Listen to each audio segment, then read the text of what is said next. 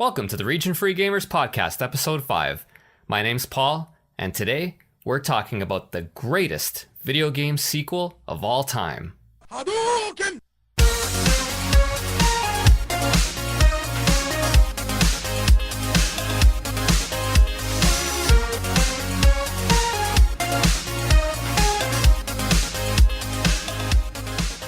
Hello everyone, welcome to the Region Free Gamers Podcast, the podcast that's fluent in gaming. Today we're going to be talking about the greatest video game sequel of all time, unless one of my co-hosts disagrees with me. Speaking of co-hosts, to the south of me, out of Virginia, Arnaldo. Yo. And to the east of me, out of New York, Ozzy. Hadouken! Jesus Christ, you're such a nerd. Nerd! And to the north of me, out of Helsinki, Masa. Hey, yo. Alright, guys. So before we get into the meat of our topic today, we want to know what you guys are playing. Arnie, tell me what you've been playing lately.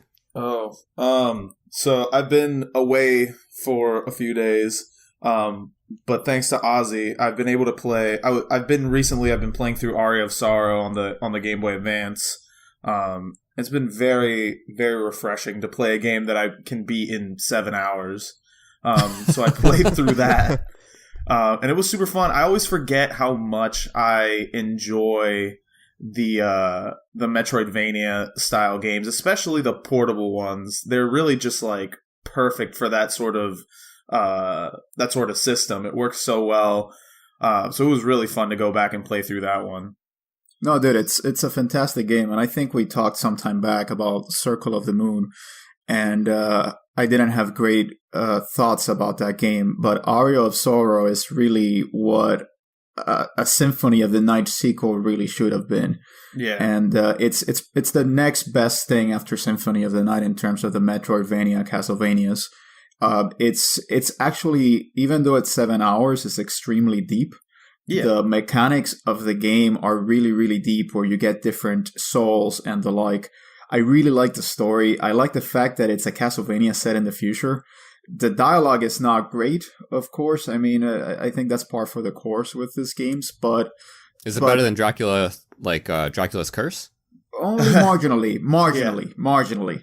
But I mean, there's probably like 5 pages of script for the entire game. It's not like... there's not that much text to be had anyway.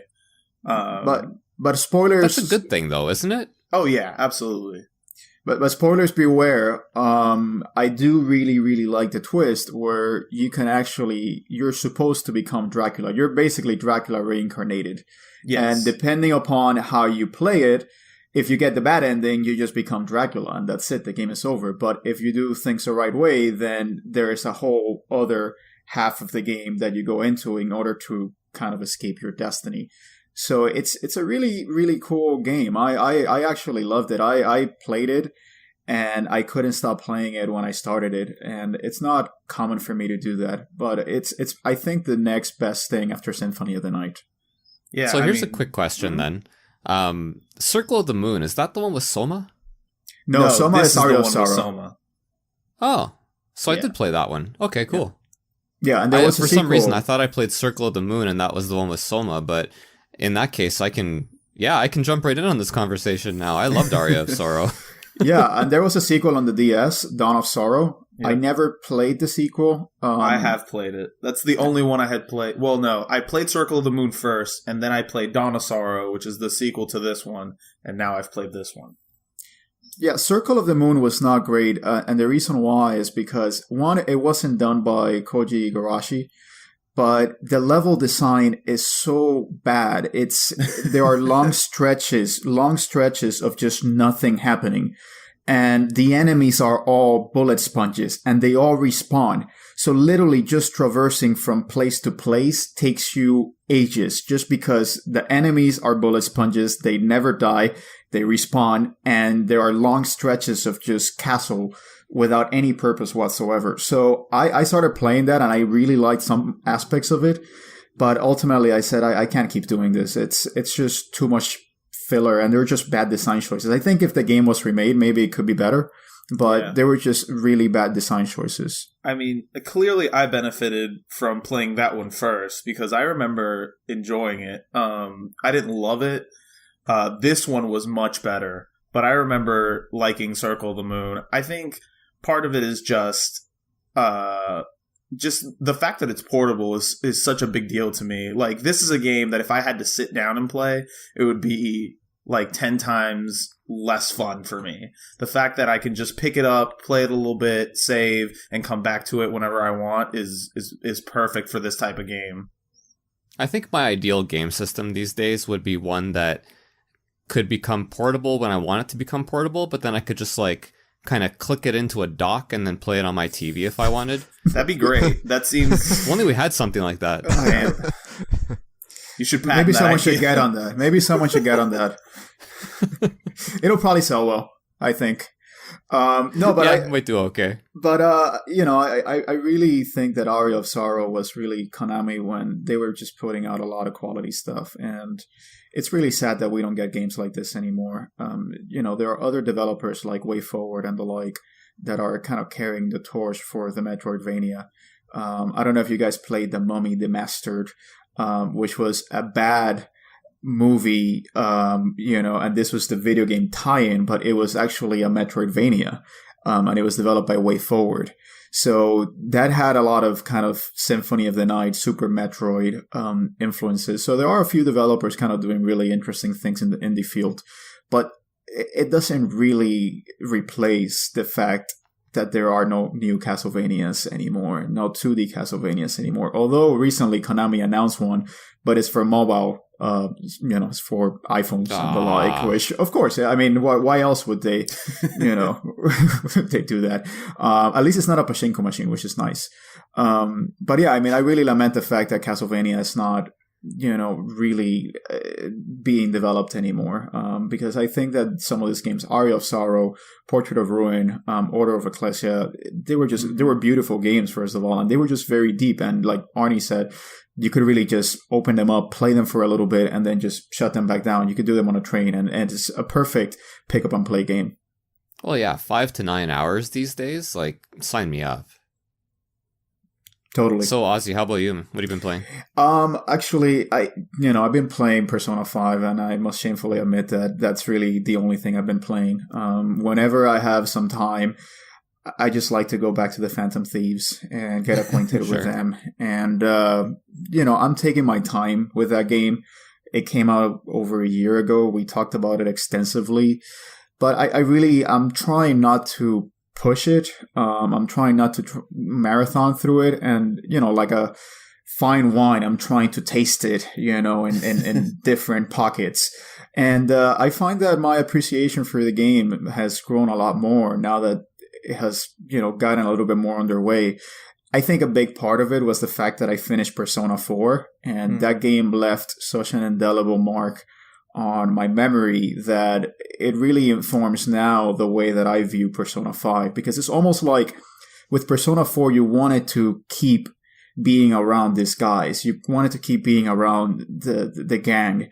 And with Persona 5, I mean, it's not the same people, but it's almost like kind of like going back to that type of time in your life where you were just spending time with, good friends. The Persona games, at least 4 and 5, I don't know 3 to what extent, but they really do capture that sense of, friends and kind of developing a bond, which, they just invite you in, right? Because like the overriding theme, even more so with 4 than 5, but obviously with 5 as well, is that everybody's just so positive and inviting, right?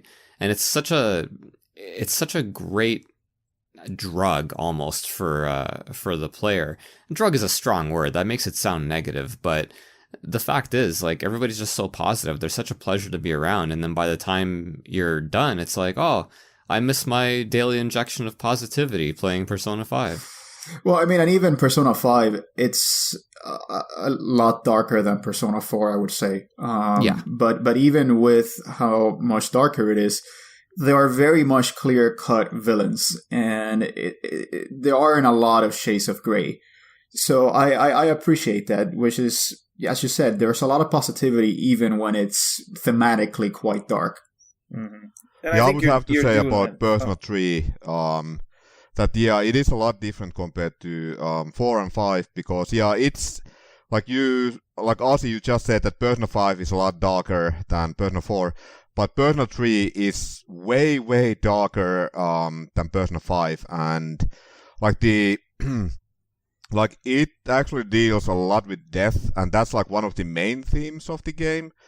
And when it comes to the actual main party, like we all agree that in Persona 4 and 5, like you basically have this like amazing group of friends, and kind of takes you back to your own, like when you were in high school and stuff. But Persona 3, that's like, I mean, I love that game, but one of my main gripes with that game is that the characters never really felt like a group of friends. They are more like colleagues or co-workers. And sometimes, even when they have these bonding moments, it feels a bit off and awkward, and they feel a bit forced, as opposed to like Persona 4 and 5, where, especially 4, where they really feel like a real group of friends, with all their bickering and, you know, making fun of each other, and yeah, it's just like one big family. But in Persona 3, it's like, yeah, I mean, it's just a bunch of like, you know, people working at the office. They, you know, might get along, but they aren't gonna go out after the day to, you know, have a drink or something. Yeah, and I started with Persona 3, actually, FES, and I played it for about 20 hours, and yeah, I definitely felt that sense that it was just really, really dark, and the high school components, kind of like the social bonds components, it just felt a little bit forced in a way, so it didn't really hook me. But with Persona 4, I just kept on playing it, and I just wanted to keep. Honestly, I mean, it almost felt like the dungeons were something I had to get through in order to get more story and more dialogue out of these guys. Absolutely. Because really, that's what I was interested in at the end of the day. I just wanted to see these guys just spend some time together. And with Rise, Kanji, I mean, I think of them as friends, really. I think of them as people that I know and that I am very close with. So maybe that's weird to say about a video game, but I think Persona 4 really does have that effect. And damn it, we're talking about Persona 4 again. Every time. And I mean, we can't get through a podcast without this freaking game. I think that you did it right in that, you know, it's taken you a little bit to get going on Persona 5, but I think that the best thing you did was play Persona 4 before Persona 5. One, because, like you said, Persona 4, once you've played it, sort of informs your opinion a little bit on the things that you see and do in Persona 5, because you're always comparing back and forth. But the other thing is, especially with the Persona games, I feel like mechanically and just in the little, like the more minute details, they always get a little bit better with each game. And that sometimes makes it hard to go backwards. This happened to me when I played Persona 4. I beat Persona 4. I really loved it. I tried to go into Persona 3. I've probably started Persona 3 like probably 4 or 5 times, and I've never been able to get farther than maybe 10 hours into it, because there's just specific things with that game that Persona 4 did better. And it's hard for me to go back sometimes. I'm sure eventually I'll push through it, but I think that playing them in not necessarily in the order that they came out, but it's harder to go back to some of the older Persona games mechanically, not story-wise. I think 3 story is interesting enough, but it doesn't hold up as well in light of what's come after. And I think Persona 4 might not suffer to the same extent as Persona 3 did, but there are definitely things in Persona 4 that they improved upon in Persona 5. Oh yeah, definitely. When you played Persona 3, did you play it with the version where you only controlled the leader and not the other members? Yes. Yeah, so man. The original PS2 version. Yeah, like I actually I played through Persona 3 after Persona 4, and yeah, I would have to agree. I mean, I did finish the game, and this story is amazing. It's, I mean, I would say story-wise that game is up there with like both 4 and 5.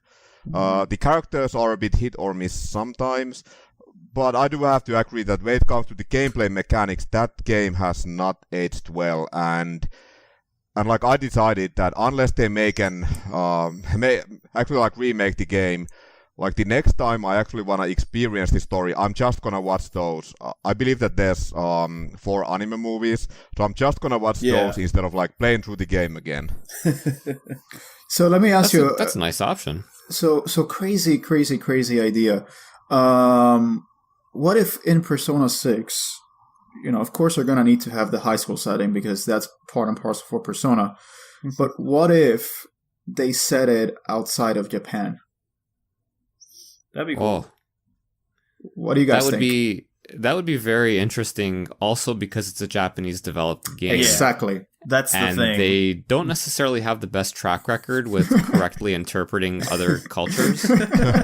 Well, they don't, right? I mean, it would be like getting a bunch. I was gonna say getting a bunch of Americans to work on a Japanese game, but like, I mean, we're not exactly ignorant of each other's cultures, but yeah, I don't know. Japan is like, man, all the English, and it's all a little bit bizarre to me, and I just kind of wonder if they would, like, I would wonder if in Persona 6 they would be set in a New York classroom, and there'd be some kid wearing a T-shirt that says like "Rocket Time, fun," or something else. You know what I mean? Like, I wonder if that would happen, or if there'd be like a QA person who'd put the brakes on that. That's actually what I would be most curious about. That's what I would be most interested in, because sometimes it doesn't work, but sometimes it does work perfectly well. For example, Silent Hill captures a very surreal form of Americana through the eyes of a Japanese developer. And when actual Western developers try to develop a Silent Hill, they just couldn't recapture it. They just couldn't really capture the tone of what these Japanese developers envision a very small town, very creepy, small, foggy town looking like, and feeling like. So sometimes it can work very well. But as you said, Paul, I mean, I would really be down if it was like in New York City and it had all these flares and touches and quirkiness that's only because it's made by Japanese developers. I would really be down for that. The question is, how do they code the smell of pee in the subway station in this game? I'd be very interested to see. I think one of Morgana would be a rat instead. Absolutely. And it would be called Rizzo. So all I want is Persona 6 to be in VR, and I want to have like lots of waifus.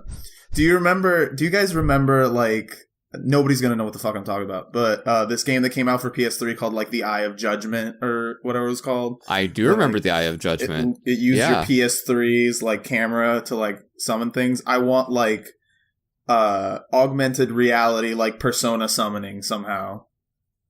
That would be pretty awesome. That's what I want. Like augmented reality, how? Like you wave your hands a certain way and then the persona gets summoned? Like you put your VR thing on and you use either some RFID card or something like that, and you can see like it'll be summoned like in the space that you are in.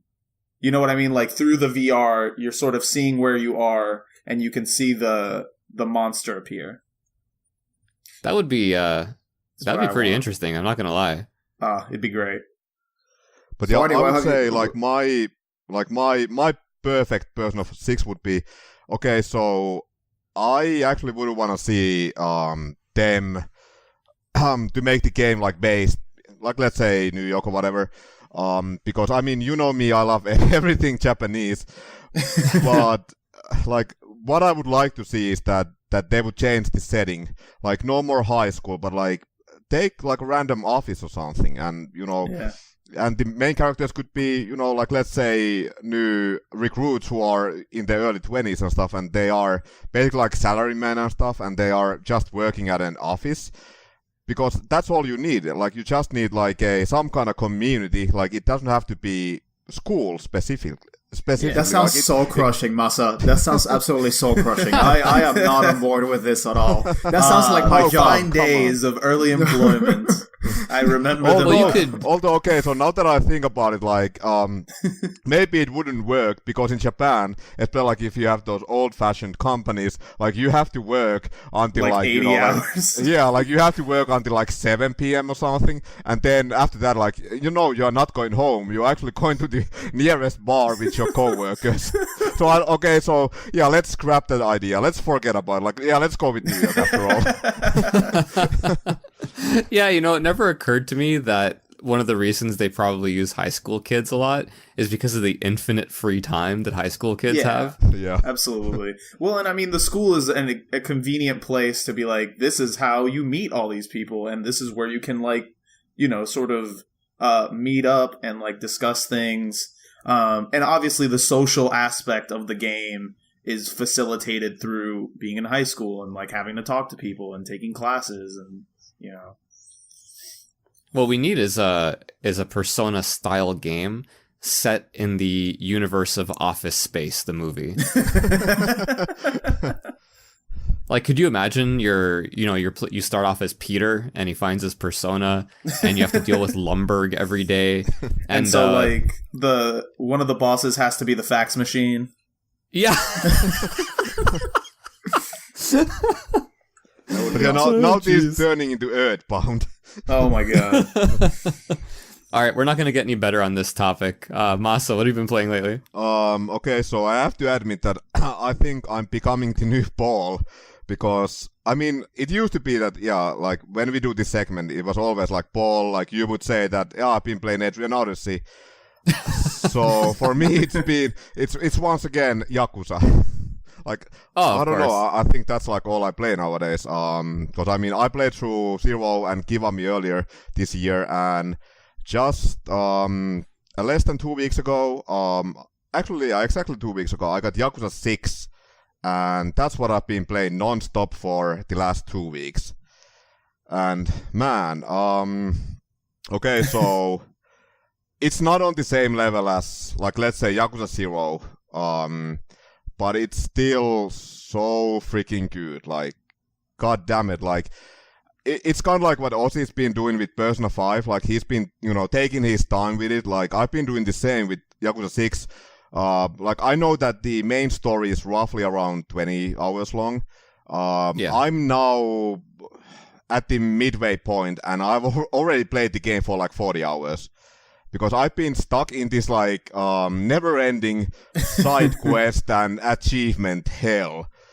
I feel like I just wanna, complete every side quest, and it's like so addictive, like, doing all this, because you get like so many, like, achievements. Like, whatever you do, you go to a restaurant, you order a certain set of, like, food items, you get an achievement, and these achievements aren't just like trophies, but like you actually get experience points, and then of course you can like level up your character by doing that.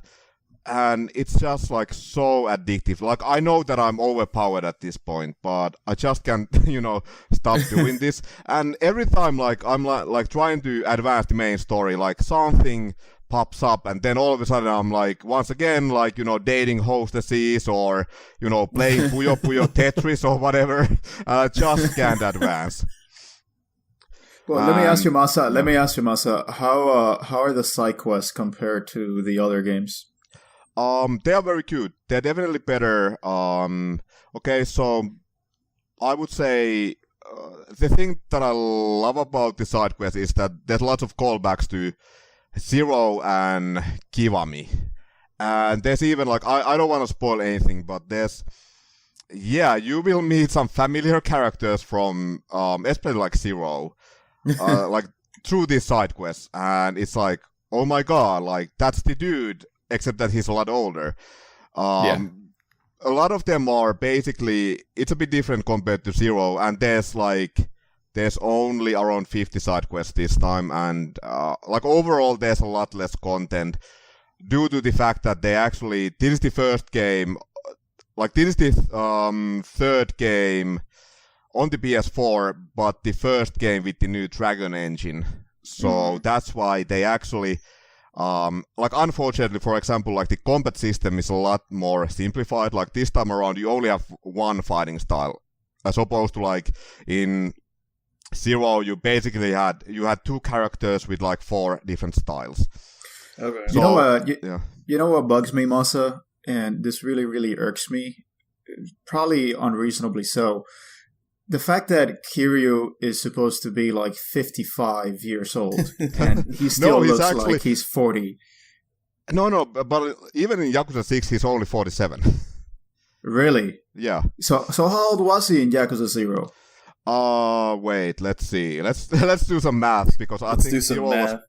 Because that was 1988. You gotta insert like the Jeopardy final question music over here.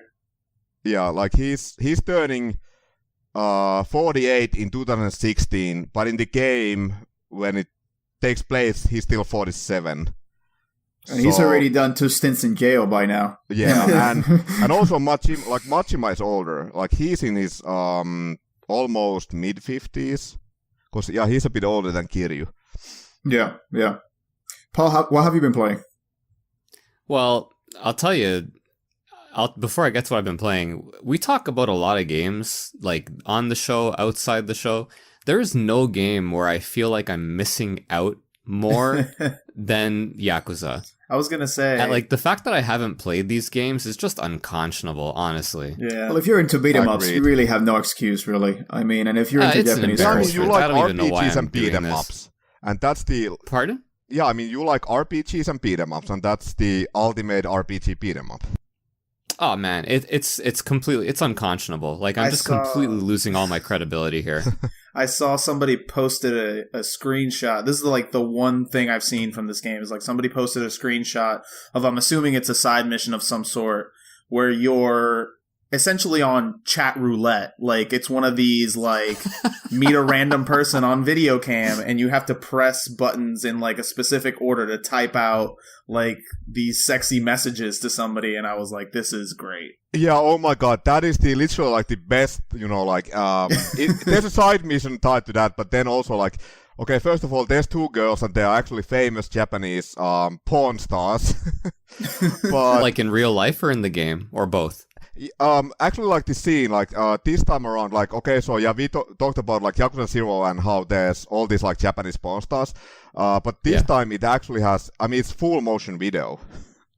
Oh wow! It's great. Like there's the chat, like there's the video, and then there's like the chat part, and then you can also see Kiryu like typing, and he has this like really old man typing style, like typing like one letter at a time, and oh my god, it's well, okay, so yeah, the girls are hot and all, but like the chat is amazing. Like if you can actually like focus on the chat, because I mean, of course, these girls are getting naked and stuff, so it might be a bit difficult to focus on the chat, but like, oh my god, like some of those comments and the names are so amazing. Like there's, I don't know, I don't really remember any examples right now, but like, yeah, that's okay. Like I was playing that, and okay, so of course I completed that. I unlocked every video and stuff, naturally. But when I was playing it, I was like, I can't believe that I'm actually playing a video game with a mini game like this. Like this is just absolutely ridiculous. Like this is like one of those like only in Japan kind of things. Oh, it was just like, how is that even possible in a and not just like, I mean, I know that there's like, hentai or porn games or whatever ever, but like this is quite a big title, especially in Japan. Like okay, so Yakuza might not be a huge franchise in the West, but in Japan it's like one of the biggest especially like Sega franchises, and these games are always like one of the some of the best-selling games, and yeah, I mean they have a fucking porn star live chat. Yeah, but I think, I mean, the thing I think about that is like, it's not about the porn at that point. It's about, one, it's setting up the joke, which is great. I think that, just doing something like that, especially, in today's games industry, I think is amazing. Like the fact that you, one, got a big company like Sega to be like, this is, you just go for it. Like you have free license to do whatever you want. But 2, it also adds to like the world and the immersion of it, because as a member of the Yakuza, like, people do shit like this. Like, this is, you know, you can't sort of neuter those things out and then expect it to be like sort of those things make impressions upon the player and really add to the game's like narrative and the world building and all that stuff. Yeah, that's a good point. I mean, it is a game based on the Mafia, so, you know, you're not going to sugarcoat things. Stuff like that just makes it more realistic. And I mean, you know, realistic is all relative. I frankly have no idea what goes on in the Mafia. So, yeah, I mean, I have to say maybe it is, maybe it isn't. I don't know. But yeah, I have to say that that's like one of the more relatable things in Yakuza, because I mean, obviously, like, I'm not out in the streets like punching motherfuckers in the face. Like, it's much more relatable going to bars, having beers, you know, eating fast food, and, you know, watching stuff. Like, stuff like that is like that intrigues me in the same way that, like, the first time I played GTA San Andreas and I could, like, order fast food and, like, eat it and get fat, I was like, this is amazing. Like, why has this never been done before? It's like something so minute and, like, has no bearing on, like, the overall story, but it's just like, it just adds something special to games. Hey, I never played San Andreas. Like, can you actually make your character fat? Oh, yes, you eat, oh my god, that's become, amazing. Like, obese, or you can go to the gym and become, like, super jacked. Yeah, and your stamina goes really, really down. Oh yeah, if you're fat, you when can't you're run obese. for shit. Yeah. Oh my god, wow, that actually makes me want to play it. You totally like, just should. The idea of taking my character and turning it into a blimp. Yeah. I think it's a very hard to play game nowadays, but I think you should definitely try it. It's not a game that has aged well mechanically. Even back in the day, they didn't have great mechanics. It was just so ambitious that you kind of forgave it. But you should definitely go back and play it and play as a fat Well, CJ. I mean, I wouldn't play it for the missions. I'd play it for Obesity Simulator 2004, right? Yeah. Listen, just be an obese dude in a lowrider listening to 90s grunge music. That's all you can do. There we go. That's what we're gonna do. But oh my god, like if there's one thing that would make Yakuza even better, would be like if you actually like could get fat. Like in Yakuza 6, you can actually go to a real gym that's like a famous like Japanese gym, and I mean, of course, you can, you know, do all this like there's different like training programs and stuff, and then they even tell you like, okay, so you just did this like training program, so now you should, you know, go have some, like, eat something healthy, and then you have to figure out what it is. But like, oh my god, it was, and on top of that, like, once you finish a training session, you actually have Kiryu like topless with his like oiled up body, and I'm like, and he's, I mean, of course, I mean, he's a very muscular dude, but I'm like, holy shit, that would be really awesome if you could make Kiryu get like really fucking fat and obese. Give him a heart attack, you know, maybe. That's the way that the Dragon of Dojima goes down. My girlfriend, who has a huge crush on Kiryu, would probably kill me if I made Kiryu fat. Well, this is the difference between the Japanese and us, right? Because if the Japanese are making a game like that, there's no way they're going to have an obese character. That would be so dishonorable. Yeah. And it would just never happen. Whereas here, it'd be like, yeah, make him fat. Everybody's fat as fuck. Anyway, but to get onto what I've been playing, the main thing was Fire Emblem Fates Birthright. Finally finished that one. Nice. And man, Masa, you've played both of them, right? Not both, but all three. Oh, okay. Oh, sorry. I mean, let me rephrase. Yeah. I didn't actually phrase that well. You've played Awakening and Birthright. You've played all of them, right? Yeah, That's yeah, what I I'm have. saying. Yeah. Okay, so I found it really interesting with Birthright because, first of all, it took me way longer to finish. There's just a lot more. I found that there was a lot more stuff. Like once I started figuring out, and this was late in the game, but once I figured out that you could like visit other people's castles and fight and, you know, take not all their skills, but like you could take a skill and apply it to your characters. Once I realized that was a thing that could happen, I got so mired in just like constantly visiting other castles and fighting.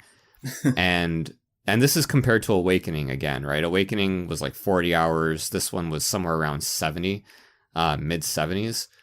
And with Awakening, I found that the characters were just like super charming, but the story was like a little bit meandering. Like it was almost like they put 3 separate stories into the game, and it was not terribly cohesive. Still fun, but not cohesive. And then I played Birthright, and the story's tight. You know, there's a very clear good guy versus bad guy, and there isn't like a big surprise kind of at the end. And that's that. But I thought the characters were like a lot more bland.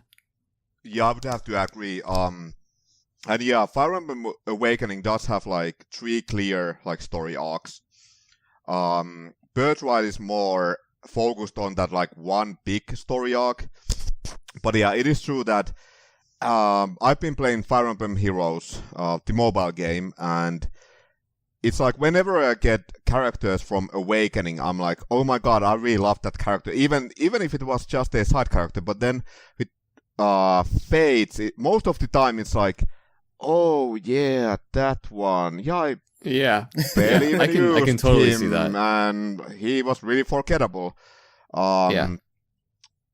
And yeah, I mean, I totally get what you said about the story, but the main problem with Fates is that it basically has 3 stories, and like Birthright and Conquest, like you don't really, like, when you play through those games, you don't really get the whole story. It's like you have to play the DLC only game, Revelation, to get like the real story, and I believe that that's like the canon story. Oh, interesting. Yeah. Well, I'll get to that eventually. Like I'm in too deep now, right? Like I can't just not quit this game and find out what happened with the Empire of Nor. Yeah. And then Revelations, right? But I'm probably gonna take a break from it. Like I played that game to death, man. Jeez. It wasn't like the 74 hours that I put in, like as a number, doesn't really do justice to actually how much time I put in because of the amount of times I died. Yep. That's the other thing about Birthright is I played it on hard difficulty, which I don't often do for games. Usually I'll play it on normal because I'm an adult with adult responsibilities and I don't have time. But this one I played on hard. Classic. Yeah, hard classic. Okay. Oh, and I just got my ass handed to me so many times. So like, and obviously the game doesn't track the amount of time you waste having your ass handed to you, right? Like you just load up your old save file and it counts the time from there. I can only imagine that there was like maybe another 20 hours or something where I started a mission and then got killed. Or, you know, like one character dying is not the end of the world, but once I start having more than one character die, it's like, all right, I got to start this over again. Yeah. For me, it was like I rushed through Birthright. It took me like less than 3 days to beat that one. My first playthrough was like maybe, I don't think it was even like 30 hours. But yeah, it was really fast. But overall, like these 3 games, Birthright, Conquest, and Revelations, I did put like almost 200 hours into it.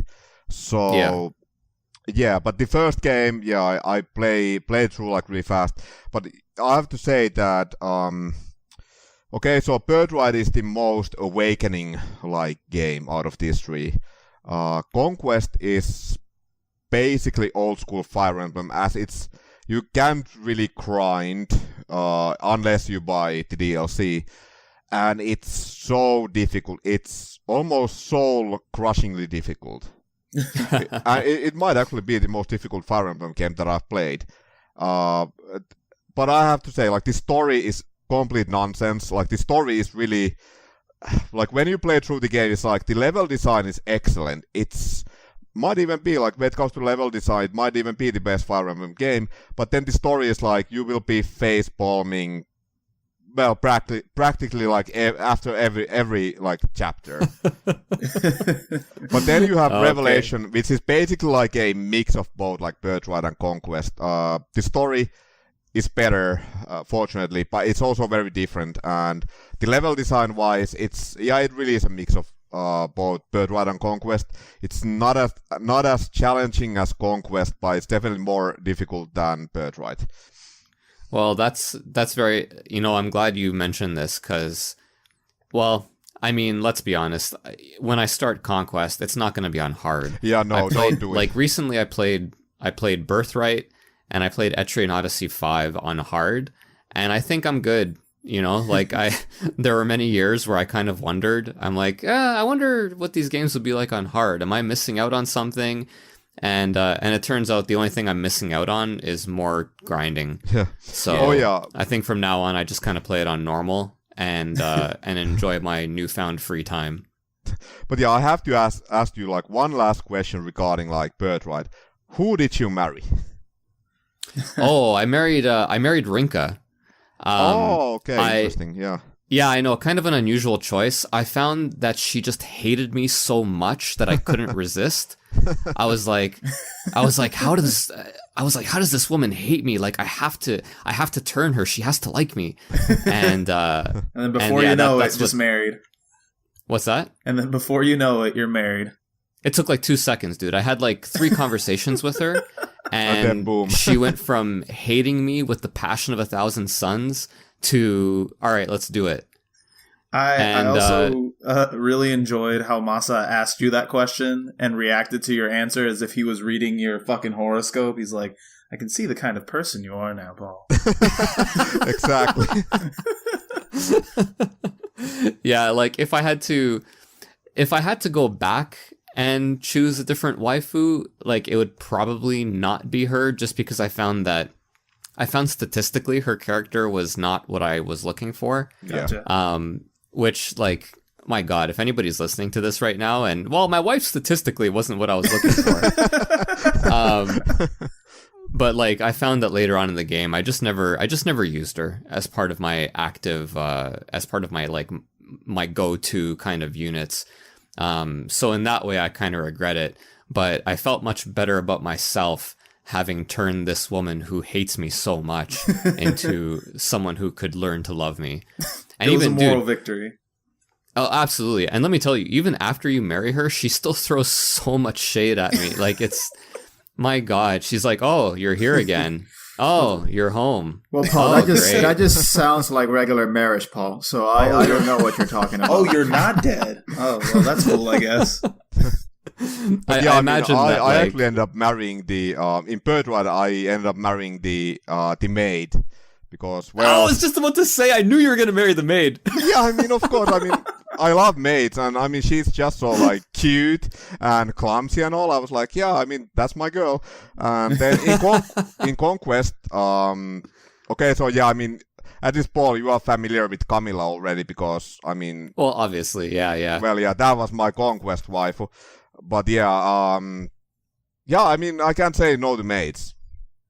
Yeah, hey man, like I couldn't say no to the woman who hated me. Yeah. So we've all got our issues, I guess.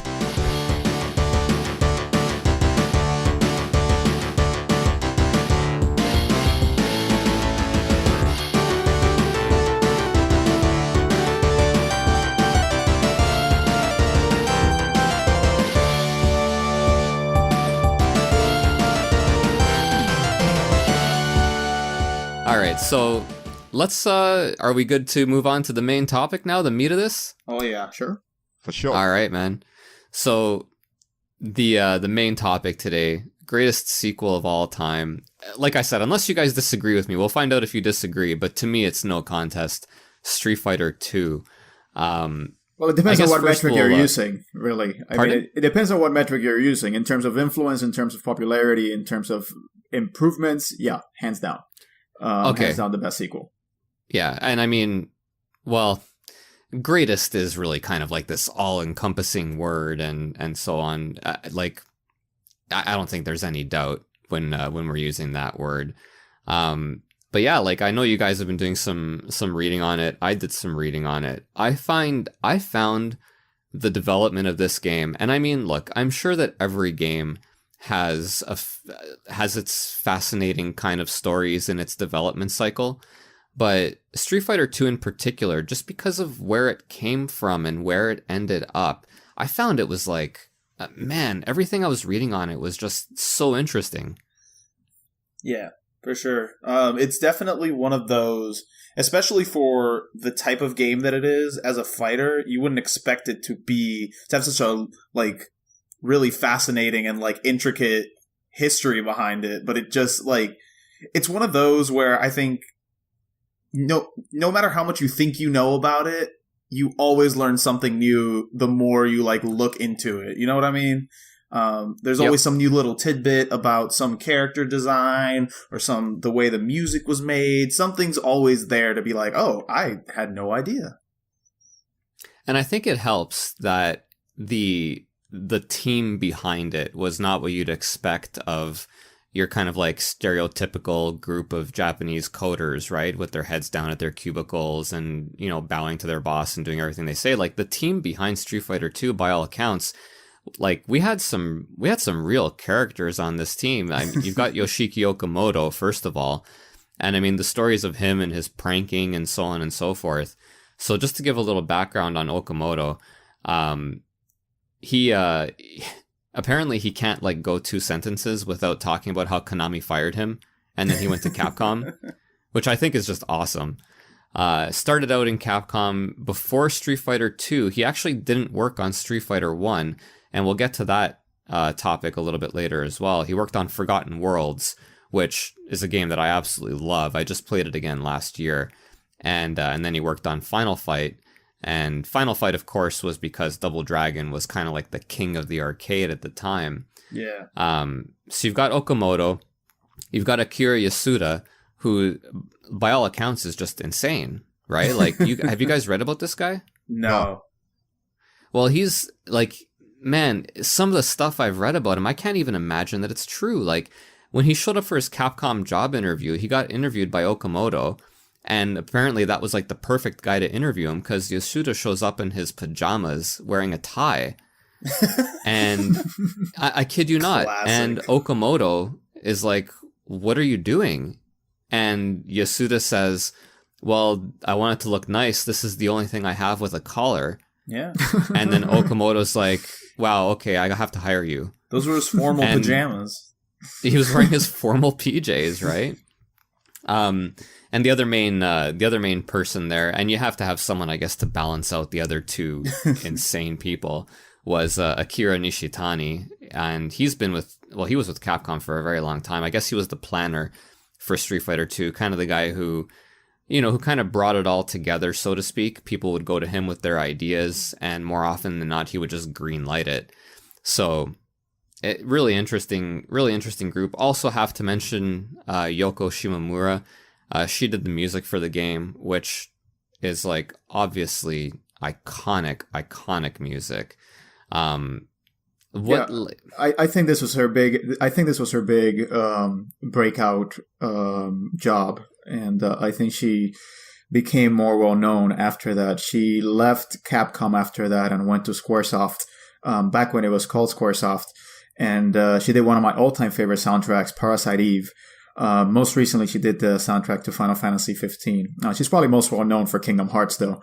But Street Fighter 2 was really where she kind of showed her talent and really established herself as a name in the industry. And, the soundtrack to Street Fighter 2, I mean, we'll talk about it, but I think it's absolutely fantastic. For a game that's only about fighting one-on-one, it's really kind of surprising that the music is so catchy and so nice. Yeah, it really just kind of, I mean, heck, we can talk about it right now. Like, the music was just, for me to use the word perfect doesn't really kind of capture what happened there. Like, it helps, first of all, that you hear these same tunes like a million times, right? Mm. And you hear them from the beginning, but you don't necessarily hear them all over and over and over the same song, right? Mm-hmm. And they're very specific to each character. They're very specific to each level. They're all kind of like, E Honda's song, yeah, that sounds like a Japanese song. Dalsim's song, I mean, I don't know really what Indian music sounds like and how authentic it is, but at least to Western and Japanese ears, it was very clearly something Indian. And, you can go, and obviously Guile, right? Like, Guile's theme is like superhero American flag waving in the background. I just heard an eagle Like it's perfect. And yeah, as we all know, it goes with everything, right? Yeah, I mean, Guile's theme, like, it actually, it's weird that, like, over 20 years after the game came out, like, it actually became a meme. And now you have, like, YouTube full of these Guile's theme goes with everything videos. Oh, yeah. And it makes me laugh almost every freaking time. Like, yeah, every it's time. like, I have seen, like, I'm a huge UFC fan, like, I love MMA, and I've seen, like, so many, like, UFC videos with that theme song, and I mean, it goes with everything. Well, and the soundtrack is, as we were talking about in the earlier segment, it's world music as seen by a Japanese composer, as heard by a Japanese composer. So it tries to capture whatever the stage is in whatever part of the world they may be, with the limitations of the SNES hardware.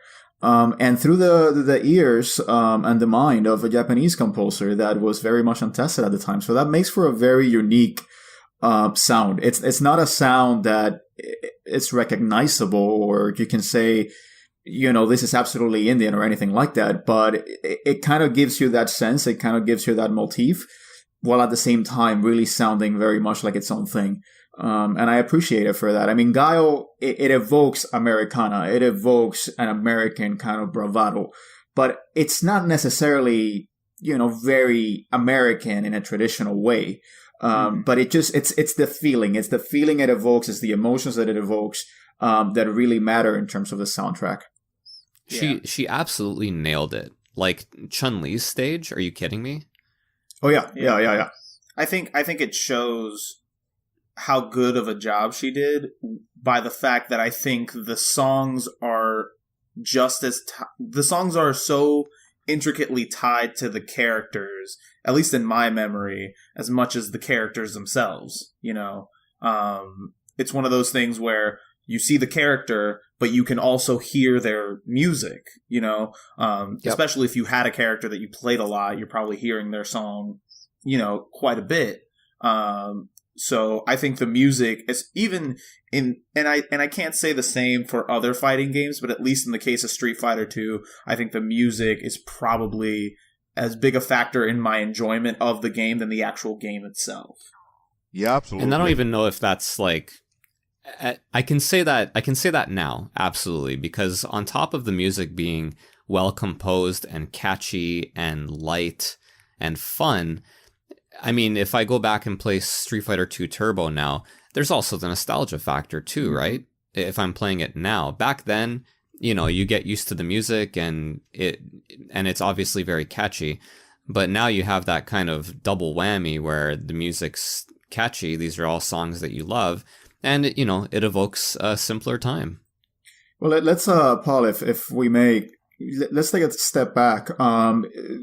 Street Fighter 2 was released in February 6th of 1991 in North America and February 12th, 1991 worldwide. And I don't know, Paul, do you have any experience with the first Street Fighter? Yeah, I do. There was a corner store. So we had kind of like this network of corner stores, right, around my neighborhood. And some I was allowed to go to because they were, within a block and a half or whatever. And some, they were a little bit further, so I could not go to them. The one that had Street Fighter, I couldn't go to. I wasn't allowed. It was 6-7 blocks away. But I kept hearing about this game. And so, one day I told my parents that I was going to one place, and then I went to this other place to go check out Street Fighter. And obviously, when you look back in retrospect, Street Fighter, horrible game, right?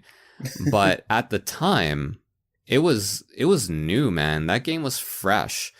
And whenever the thing about it was that whenever you managed to pull off a fireball, it was an event. Like, people were standing around the machine watching, and Ryu pulls off a fireball and the computer opponent loses half their health. And people are like, "Oh!" It was fantastic.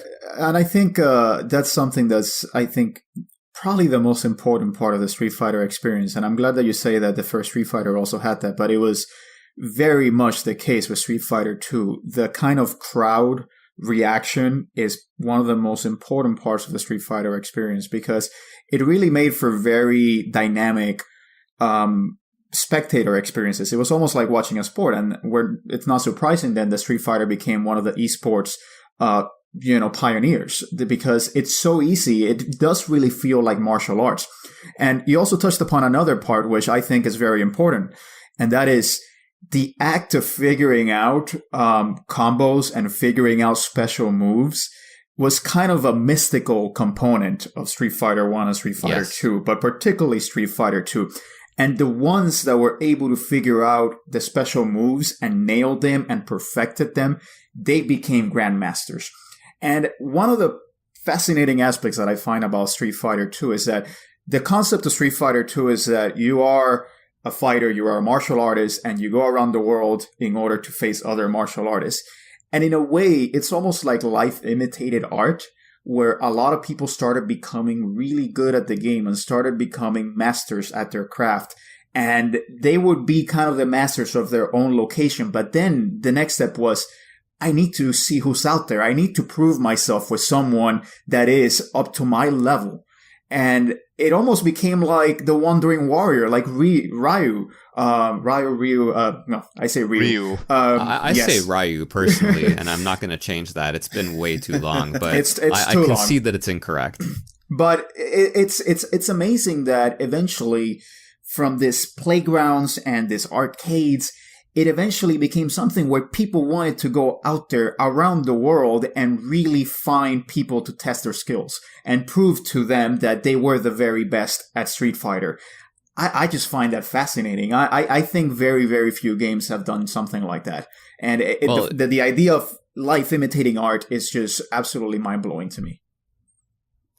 And you know what, man? And at least in Toronto growing up, that's exactly what it was like. Like, you had the corner store or the arcade.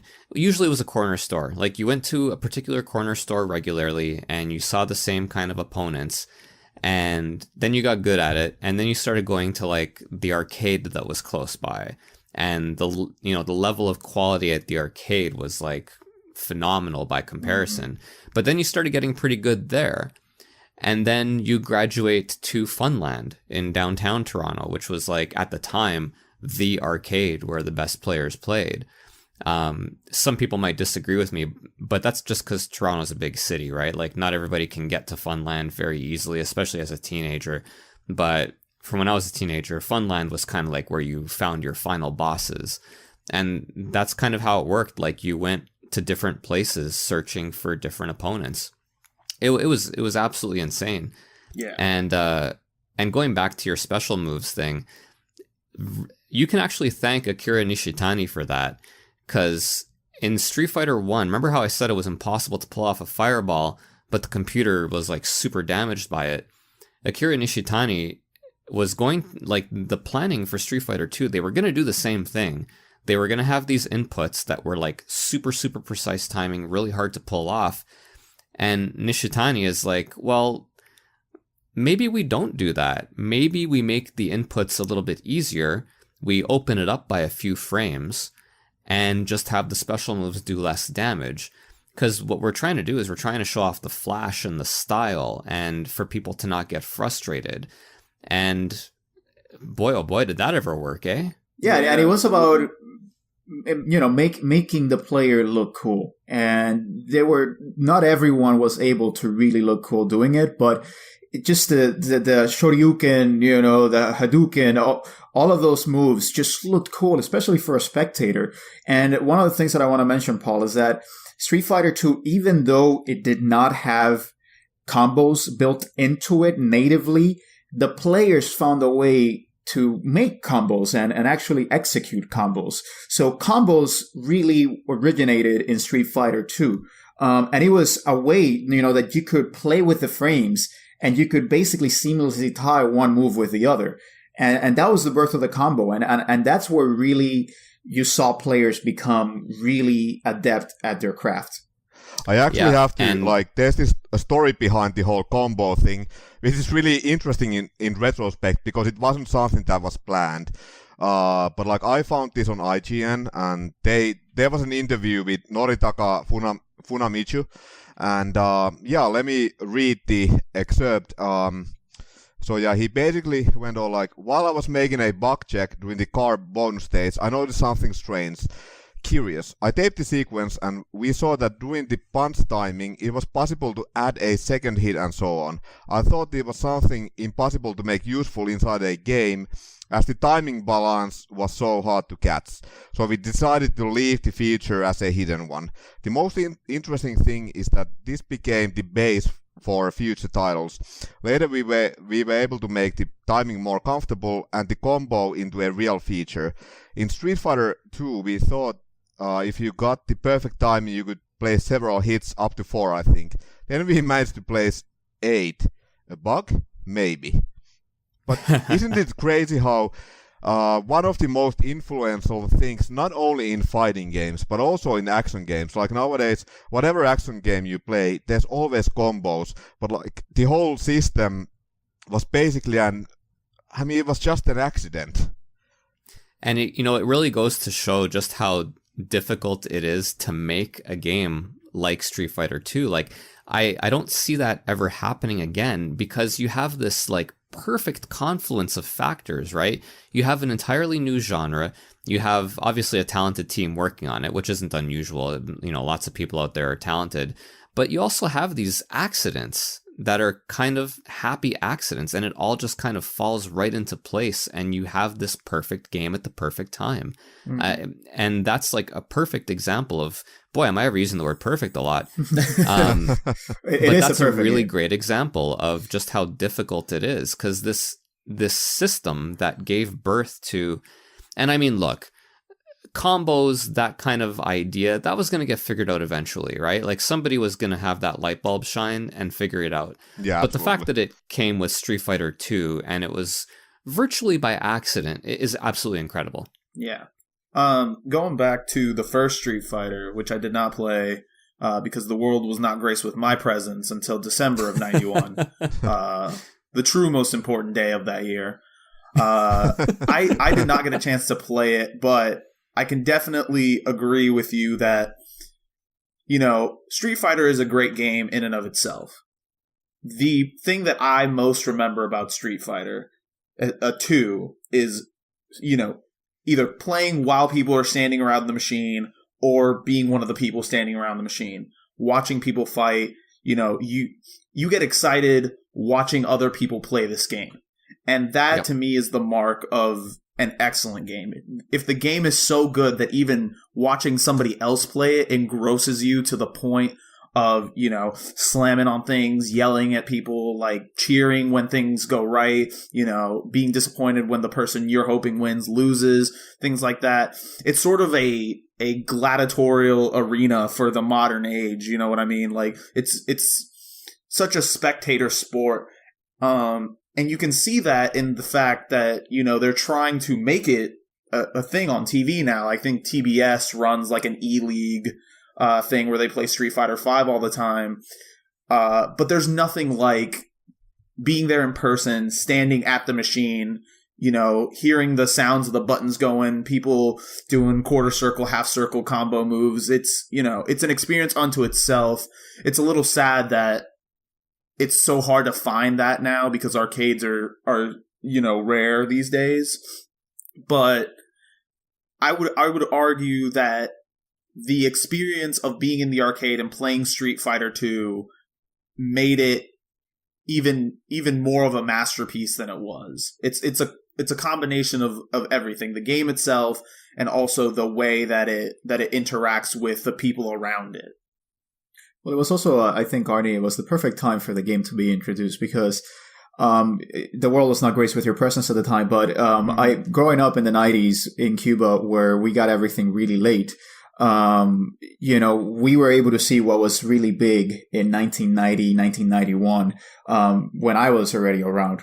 And there was a big martial arts craze at the time. And I don't know if you guys remember it, but there was a resurgence in interest in Bruce Lee.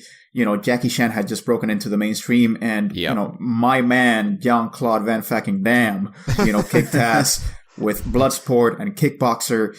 And this just made it an ideal time for a video game to really make you feel like a kick-ass martial artist, and that really that feeling of, oh my God, I'm kicking ass, and I'm facing my mortal enemy. It just really made it a perfect storm. And the other thing is that you can't really understate how much of a global hit Street Fighter 2 was.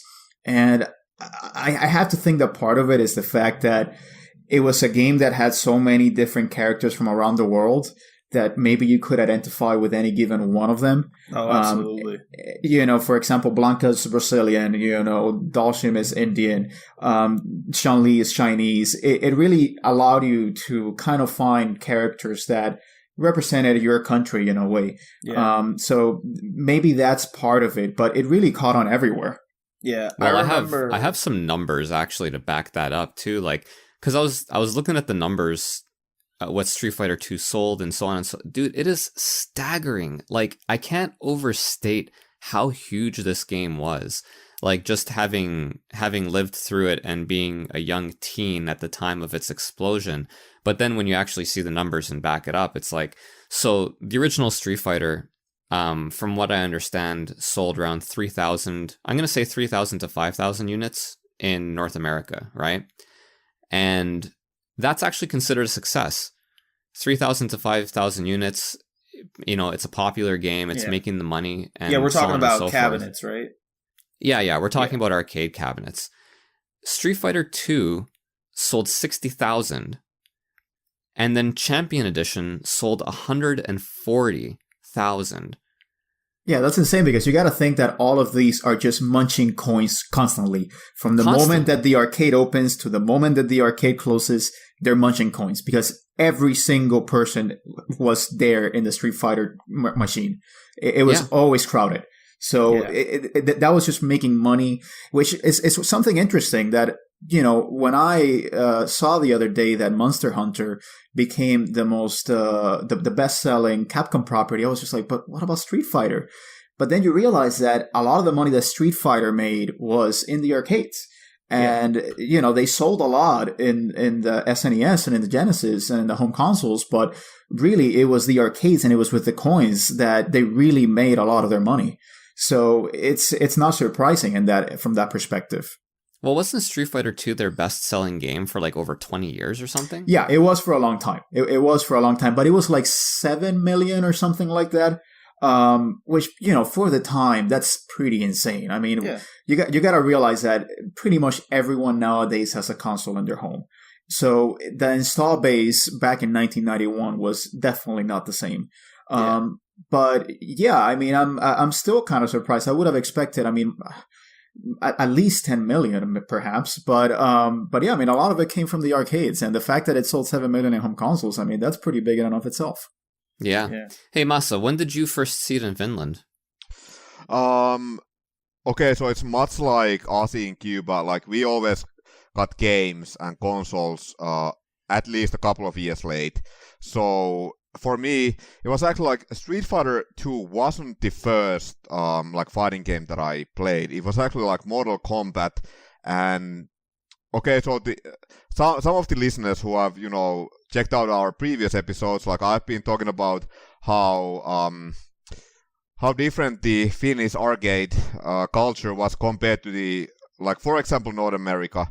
But yeah, I mean, I did play Mortal Kombat at the arcade. I was like, oh my god, this game is so cool. I have never played anything like this before. And I actually played on a cruise ship to Sweden. And I was like, yeah, this was like maybe in 93, perhaps. But I was like, yeah, when I get back home, I'm just gonna start begging for my parents to get me a Super Nintendo and Mortal Kombat. But then I don't know what happened. Like I got my Super Nintendo in 1994, and I never actually got Mortal Kombat. But what happened to me was that the same year I actually borrowed Street Fighter 2 from a friend of mine. And yeah, I was like, oh my god, this is actually even better than Mortal Kombat. And then eventually, like, I bought my own copy of Super Street Fighter 2. But yeah, it was just something like so different compared to like any game I had ever played, because it was like I always loved, like on the NES, one of my favorite genres was the beat 'em ups, and really loved those games. But I had never played any like competitive fighting games before, so Street Fighter 2 like really blew me away, and still like to this day, like I would say, like when you asked us, like, okay, so is this Street Fighter 2 the greatest sequel? I would have to say, like, if you compare it to the first game and then like the impact that it had, like basically Street Fighter 2 gave birth to a brand new okay, so there were fighting games before Street Fighter 2, but it was Street Fighter 2. Like, we should give that game credit for giving birth to a whole new genre, basically, or at least like making it like so big and popular. Yeah, absolutely. Well, if Street Fighter 2 is not the greatest sequel, it's definitely one of the greatest. I think that you could make cases for several games, including something like, because that's the big thing, is that like Street Fighter 2 sort of revolutionized what fighting games were, and that's the real impact of that game. I think games like Grand Theft Auto 3 also did that, took something that may have existed previously, but made it so ubiquitous and so streamlined that it's just impossible to not give them credit for being sort of the progenitor of this style of game. Yeah, good example there with GTA 3. Well, if you think about Street Fighter 2, it's like that game was like so remarkable that a lot of people like. I have played the first game very briefly just to check it out, like what it's like. But I mean, that's all you need. Yeah, I mean, that's a sequel like so remarkable and so much better than the original game that it's basically like, why do we even talk about Street Fighter 1? Like, Street Fighter 2 should basically be like Street Fighter 1. And I know a lot of people, like, when the game came out, they were like, wait, there was a Street Fighter 1? Like, what? Like, what was that? Like, we just the purpose of Street Fighter 1 now is to just show off how good Street Fighter 2 is. Like, that's the only reason for its existence at this point. Yeah. Well, there are very few games that I can actually distinctly recall when I first saw them, and Street Fighter is one of them. I remember I was going to my mom was taking me to a friend's house, and the house next door, there were like, I think probably like about 10 kids inside this tiny living room, and my mom was like, yeah, go ahead and check out what it is. And I go in there, and I'm kind of like this little 6-year-old, and just kind of like looking over the shoulders and the like. And I remember that it was Blanca's stage, and it was that very tropical stage, and Blanca was doing the electricity move. And I distinctly recall it as one of the memories that I will never forget. And from that point forward, I mean, that's really what I think of when I think Street Fighter. It's just everyone huddled around the screen and playing, and some asshole picking Blanca. Or E Honda. Yeah. I remember the first time I saw it, I was actually, so when I was a kid, my family used to take a road trip down to Maryland every year, Ocean City. We couldn't afford like, big vacations or anything like that. So it was just a road trip with the family, and we'd stay at an apartment and go to the beach every day, right? And along the beach, there was this boardwalk, and on the boardwalk, there were, 3 or 4 arcades. And that was the first time I saw Street Fighter 2, and it absolutely blew me away. I had never seen anything like it.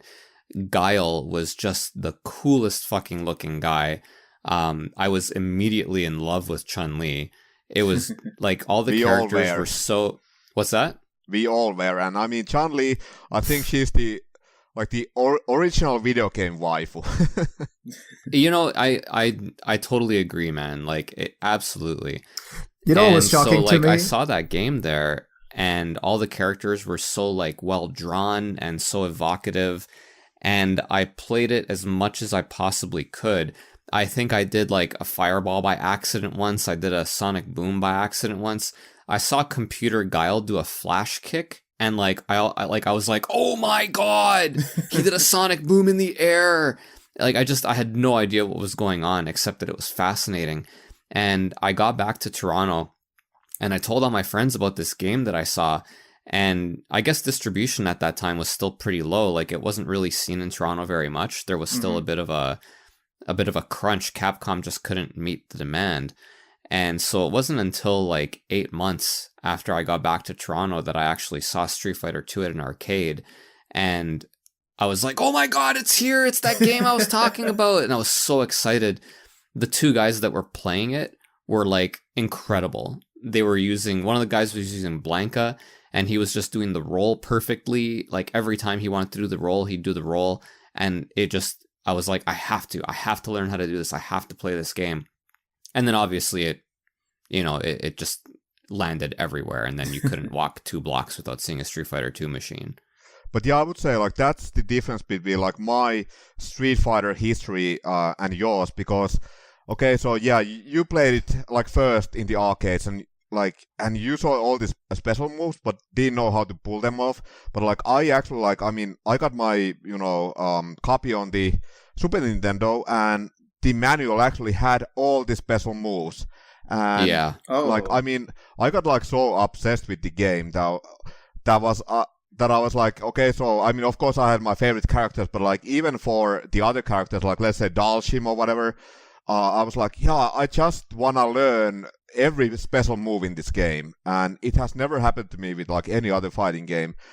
And yeah, it's like what we talked about earlier, like the special moves aren't like that difficult to pull off, because nowadays when you have like, let's say the Arc System Works games, like let's say Blaze Blue, Guilty Gear, they are amazing 2D fighting games, very similar to Street Fighter in many ways.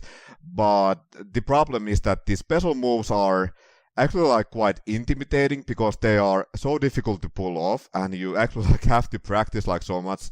So yeah. In Street Fighter, I think that at least it appeals to me in a way that okay, so they might not take, like let's say they are not gonna take half the bar of the opponent's HP, but still like they are easy to pull off, and it's like so satisfying. Even if it's something simple as like Ryu's like Hadouken, or the Dragon Punch or whatever, Sonic Boom, like these are all like super easy to pull off. They might not do that much damage, but at least like it feels good to pull them off. It's like so satisfying. And they look awesome. Yeah, absolutely. To say nothing of the animation in this game, which is amazing. So all the moves just look cool. Yeah. Well, dude, 100%. Like, those artists they just nailed it. Super talented. And they even just Guile jumping forward or backwards. The fact that he does this tight little somersault, like little details like that, man, it was absolutely amazing. But yeah, Ozzy, you were going to say something? No, one of the things that was shocking to me looking back on this game is that Chun-Li is actually the only female character. And I guess that kind of got blurred out as time went on, because Cammy was then introduced and the like. But that's why I think. Yeah, but I think Deep Chun-Li. But I think it's refreshing to see kind of like a woman be so kick-ass with her iron thighs, because god damn those thighs. Dude, that was like legs for days. Like for reals, like that was the first time. Like, okay, so of course a few years later we would have Tomb Raider with Lara Croft and all, but like it was like seeing Chun-Li in Street Fighter, that was like the first time that you were like, wait, am I actually attracted to a video game character? Like, what is this? It was like so awkward, but it was like, what's going on? Like, should I be attracted to like some, fucking pixels and stuff? Like, what is this?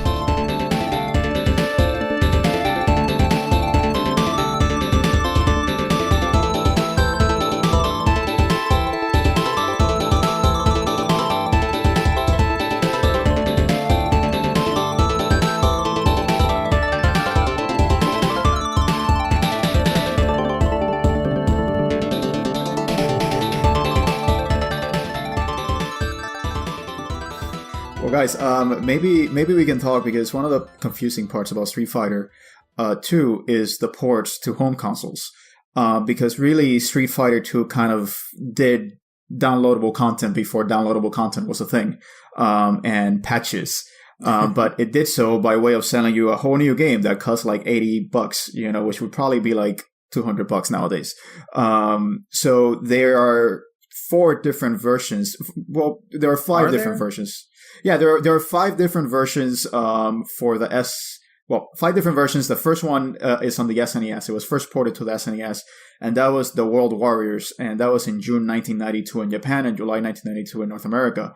That one only included 8 characters, and those are the traditional Blanca, Dalshim, Ryu, Ken, and Zangief. And the Champion Edition was released in March 1992, and that one added the 4 Grandmasters. So it added Bison, Balrog, Sagat, and Vega. And that one was also ported to the Genesis in September 1993. So I don't know if you guys have any thoughts on the Genesis version. A lot of people love it because it introduced a 6-button controller. My problem with it is that I just cannot get past the soundtrack. I just can't get past the synthy FM synthesis version of the music on the Genesis. Did you guys play it on the Genesis at all? I played it recently on the Genesis. I do like the 6-button controller. Music's not as good. It doesn't look as good to me. I don't know if that's just me being biased, but it does not look as good. And I don't think even the 6-button controller is just nice for combos and stuff, but it just doesn't play as smoothly on the Genesis, I felt, as it did on the Super Nintendo. Yeah, I had no issue with the controls on the Genesis. I thought the controls were fine, and I appreciated the 6-button controller.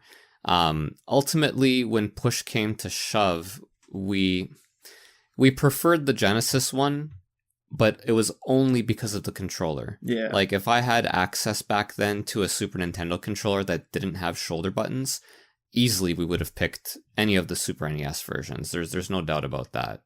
So you're saying that you prefer the Genesis version because of the 6-button controller? For gameplay. Ultimately, yes. Like, the 6-button... I can't tell you... This is one of those things that, and I'll probably get a little bit of flack for this, but I don't understand why people are so in love with that Super Nintendo controller. I love that controller. Yeah, me too. I know you guys do. I agree with you, Paul. I'm not. I am on your side on this, and I recently realized this with the SNES Classic. It's a very uncomfortable controller. It's just controller. Like it's impractical. Like, okay, so let's rewind a little bit, right? So back then, anyway, at least in North America and elsewhere, it's probably different. But the Genesis was largely like dominant in the market, and when I was a kid, Street Fighter 2 was the reason the SNES survived. Yeah. And there's a lot of revisionist history because like a lot of people are like, oh, Final Fantasy and Chrono Trigger and so on and so forth. No. Street Fighter 2 made all of that possible. Street Fighter 2 is what put SNESs in people's homes, period. Like, if you wanted to play it, you had to have an SNES, and everybody wanted to play it. And so when I think of the SNES controller, I think of this awkward way of, ostensibly it's a Street Fighter, the system to me was a Street Fighter 2 tool, and I was given this mallet and asked to hammer fine nails with it. You know what I mean? Because like you have these 2 shoulder buttons, and eventually what has to happen is you have to put your medium buttons on the top, right? Like you have to have your jabs and your round and your fierce and your roundhouse on the face, and then your mediums on the top, because they're generally the least important. And I would say about 10% of our listeners will agree with me, and then the other ones won't. And everybody else is wrong. Like, you have to have the mediums on the top. But ultimately, it just didn't feel great. Don't get me wrong. It was awesome to have Street Fighter 2 at home. Like, I loved it, and I played the hell out of it. But when I think of that SNES controller, I think of how awkward it is for Street Fighter 2, and thus I just can't identify with the people who are like, oh, it's the greatest controller of all time. Yeah. I'm like, no fucking way. It was garbage for Street Fighter 2, therefore it was flawed. Well, see, here's a question I have, though, Paul. Would you prefer to play Street Fighter 2 with a Super Nintendo controller or the standard 3-button Genesis controller, because the 6-button controller was not the standard packing controller, unless I'm mistaken. So unless you went out and you bought the 6-button controller, you were going to have to play on your 3-button Genesis controller. And I don't even know if that... I guess you can. It just doesn't give you access to like half of the moves. You know what, Arnie? Honestly, until you mentioned it right now, I swear to God, man, it's been like over 20 years since this game was released. I never once have considered the possibility of playing that with the 3-button Genesis controller. It's an impossibility. It's not something like the 6-button controller is just part of the experience. It's just standard, yeah, for sure. Yeah, like otherwise it's the superior just unthinkable. Controller, obviously. One of the aspects, the Genesis version was ported fairly late. It came out basically 2.5 years after the arcade release had occurred, and basically almost I think a full year, probably more, from the SNES one. So there was always that kind of, from what I can recollect from people's experiences, there was kind of an envy, with the SNES crowd, that they had Street Fighter 2 and the Genesis didn't have it. And so when there was Street Fighter 2 announced for the Genesis, it became this massive thing. And there was this massive marketing push, because goddamn, Street Fighter is on the Genesis now. So I'm just always surprised that it came that late. So the other thing is, after the Champion Edition, which added those 4 characters, came Turbo Hyper Fighting. And I think people generally agree that that's a definitive version. Not necessarily because it has all the characters, but it's probably the most technical. It balanced everything so well, and it's not a surprise that was the one that was included in the SNES Classic. And that one was released in December 1992. It wasn't released for the Genesis. Do you guys have any experience with that one?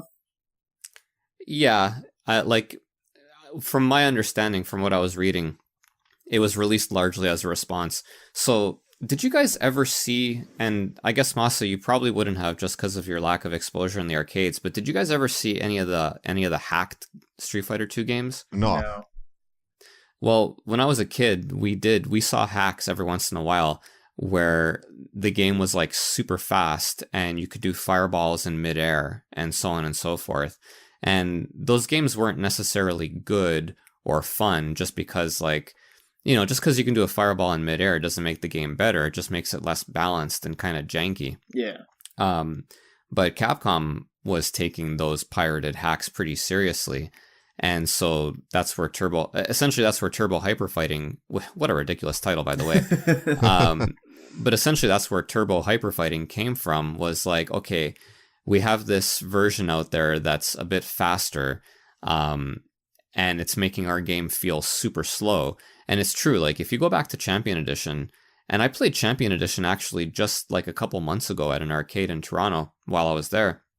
And it is slow. It is a slow ass game. Mm-hmm. At the time, when it was the only game in town, it didn't feel like that.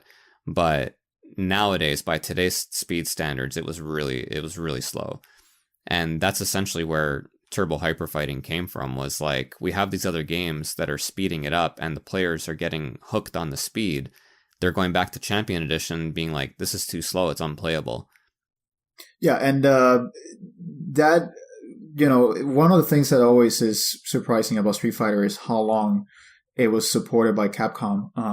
Because right after Turbo Hyper Fighting, there was a new arcade machine introduced with the CPS2 arcade board.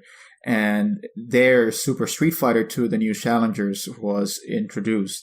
And that one added 4 new characters. It was T-Hawk, Cammy, DJ, and Bruce Lee. Actually, no, Fei Long. Yes, of course. No, you had it right the first time. And this one was ported to the Genesis and the SNES, and it was released in June of 1994 for the Genesis and SNES. And this one is absolutely beautiful. I mean, it's probably the most beautiful. I mean, it's the most beautiful one out of all the Street Fighter 2 versions, because it was just on the CPS2 arcade board, and it was just improvements across the board. So, do you guys have experience with that one? Will you be surprised if I say yes? Nope. Not that I can recall. Yeah, man. When Super being released was a big deal. Like, back then too, like the other thing that was going on was the magazines.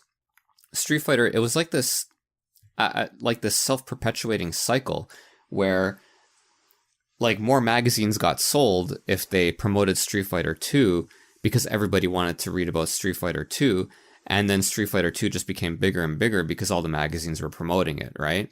So like Super had tons of hype leading up to it in the months prior, right? Like it was almost like Street Fighter 2.5, right? Like we were all thinking about Street Fighter 3. What would Street Fighter 3 look like? Oh my god, I can't wait for Street Fighter 3.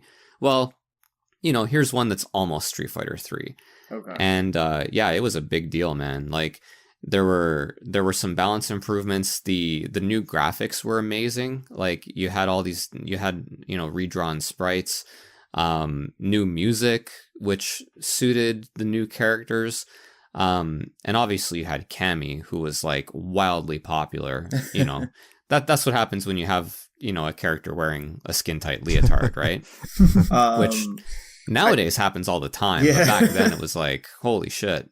I did want to ask you, Paul, since you were there and you saw, it seems like you've gone through the releases as they were happening. Were there diminishing returns? Like, by the time there was the third, fourth, fifth iteration of Street Fighter, even though there were improvements in balance checking, and there were new characters, were people just getting burned out on Street Fighter? Because I cannot imagine any other sort of series putting out this many versions of the same game, and seeing increasing returns each time. Yeah, Super Turbo was the tipping point, really. Okay. Super Turbo, I think, unless I'm mistaken, that's the one that introduced Akuma. It did. And by then it was like, all right, let's get Street Fighter 3 already. And plus, around the time Super was released, not Super Turbo, but the first one, you also had Mortal Kombat 2, which is unquestionably the best Mortal Kombat ever. And whenever I went to an arcade, there were an equal amount of people or more playing Mortal Kombat 2 as opposed to Super Street Fighter 2. So you had this combination of Street Fighter exhaustion and increased competition from the various Street Fighter clones, right? And it wasn't just Mortal Kombat. Like, you had the SNK games, in particular King of Fighters. Fatal Fury 2, I remember, was pretty popular. I remember people crowding around the Fatal Fury 2 machine, just waiting for Mai Shiranui to win. It was like, oh my god, did that just happen?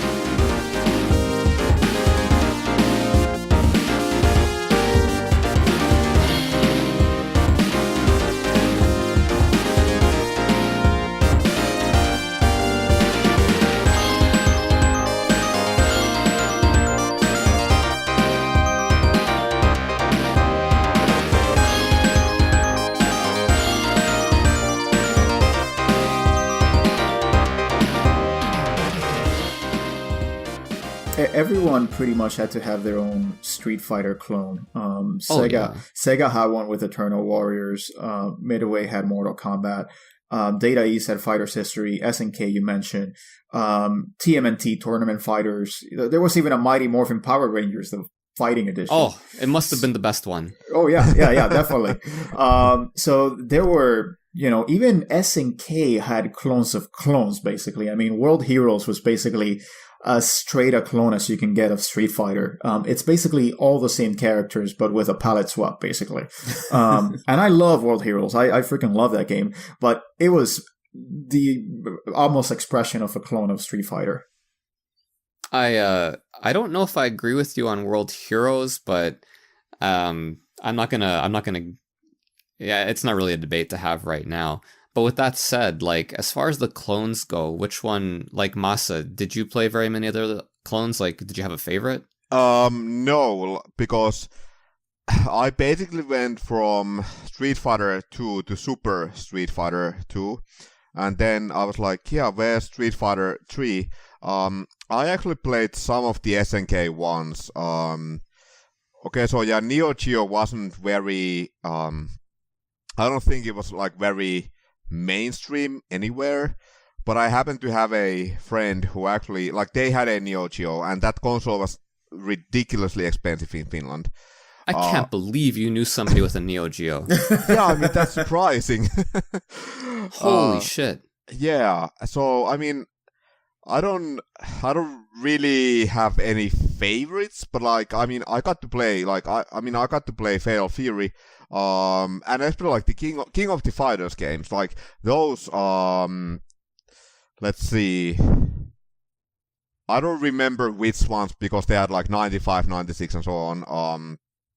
I played some of those, but for whatever reason, they just, maybe it's because I didn't, have the console myself and the game, but they never had the same kind of impact on me as Street Fighter 2. And it's kind of like what we talked about earlier, because with Street Fighter 2, it's just like it's not only that you have all these like amazing and very recognizable characters, but on top of that, you have the music. Like, they all have their very, very recognizable and really good theme songs, but also the stages. Like, those are like some of the most memorable ones in any fighting game. And that's what I'm like. I mean, I have always, like, ever since Street Fighter 2, I've always loved fighting games. But when it comes to other franchises, I'm like, well, I mean, there's characters that I like, but I might not even remember their like theme songs, let alone their like own stages. Yeah. So in that regard, like, Street Fighter 2 was it's still a very special game. But yeah, I can't really say that I had my like favorite like Street Fighter clone.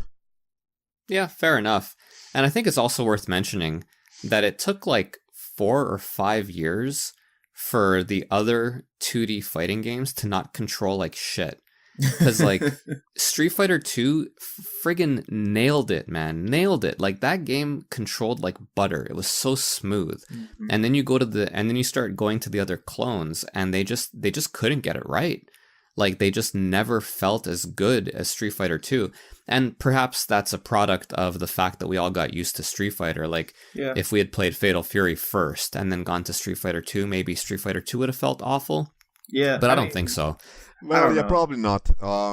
Like Mortal Kombat, for example, like that was my like first real fighting game, and I played at the arcade. And I was like, yeah, this is so awesome. But like, to be honest, like after I had played Street Fighter 2 on the Super Nintendo, and then at like some point I got to play Mortal Kombat, and I was like, it's a cool game.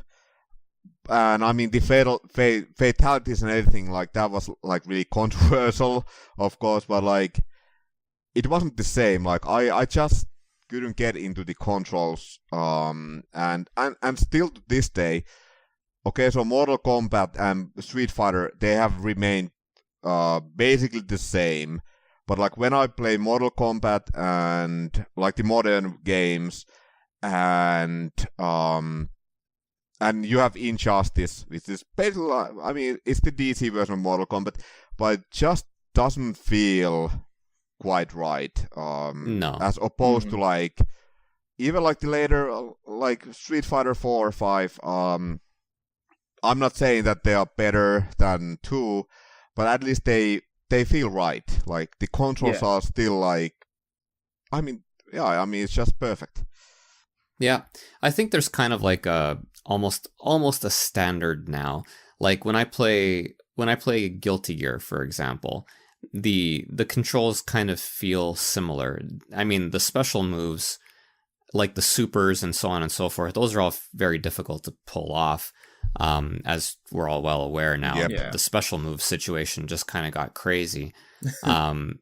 But at least now everything kind of feels like it controls well. Like, there's almost like a standard, but it definitely took us a while to get there. Like, do you guys remember like Double Dragon 5 for the Super Nintendo, or even Tournament Fighters? Like, no. Jesus, man, those games were terrible. Yeah, wasn't Double Dragon 5 developed by SNK? I don't think so. I think you know what? Maybe I'm wrong. Like, SNK did release a Double Dragon fighting game for the Neo Geo, but I don't think it was Double Dragon 5. I think it was just like Double Dragon whatever. We can call it Double Dragon Terrible because Okay. you know that's probably what it was. I think the only SNK franchise that really kind of competed, at least from my experience, was the King of Fighters. Yeah. Everything else was kind of like almost like a feeder system into the King of Fighters. Yeah.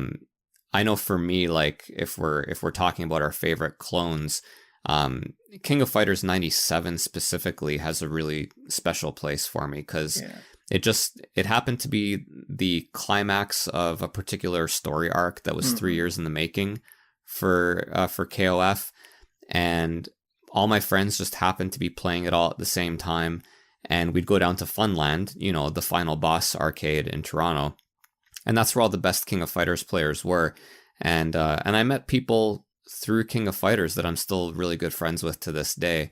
It was definitely a lot of fun and a worthy competitor, I thought, to Street Fighter 2. Yeah. For me it was all Mortal Kombat. I was in a weird time frame because by the time I was old enough to sort of go to the arcades and start appreciating this stuff, I had a lot more options. You know, it was Mortal Kombat, I think 2, probably the first Marvel vs. Capcom was really big for me. Definitely Super Street Fighter 2. And then we're getting into the sort of 3D-ish territory with Tekken and Soul Calibur and stuff like that. Yeah. Which, you know, just gets into a whole nother thing. But Mortal Kombat, I think, you know, what Ozzy was talking about earlier, where back in Street Fighter 1, you know, the doing the fireball was sort of the special thing, the thing everybody crowded around, and then they sort of made it more accessible in Street Fighter 2 for you to do these cool moves. And I think the thing that made Mortal Kombat stand out a little bit was that they had the combos, they had some cool moves, but then they were like, if you're good enough, we have these super secret cool moves that only like the coolest of kids can do, and you can show all your friends. And I was never good enough to do the fatalities, but whenever I watched other people play and they did them, it was always an event. Everybody went nuts for that stuff. So that was Mortal Kombat's thing. That's why I think it was my favorite. We didn't have access to a lot of the SNK titles where I was growing up. Oh yeah, that figures. And I mean, make no mistake, Mortal Kombat was far more popular than any SNK title. Yeah. Like it's not even close. I just happened to be fortunate enough to live in a place where we had access to arcades that had the Neo Geo multiplay, you know, the MVS, and so we would at least have the option of picking those. But man, Mortal Kombat 2 especially, like Mortal Kombat 1 was huge, but I was like, whatever. It wasn't really that good. Yeah. But like as a game, it was more sizzle than steak. Yeah, it was spectacle. But for sure. But Mortal Kombat 2, that was the real deal. That was a great, great game. And, you know, you play this great game that's got a great combo system, controls really well, appears to be fairly balanced. And then at the end of the game, you can do a friendship, which is just absolutely hilarious. So I guess we'll be wrapping it up here soon.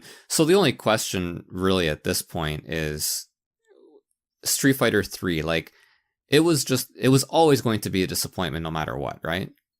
Probably. I think so. I mean, when I first saw it, I saw it on the Dreamcast, and my God, that's a beautiful game. I honestly think it's probably the most beautiful, not the most beautiful, but right up there with the Guilty Gear games and the like in terms of just beautiful hand-drawn and, you know, sprites.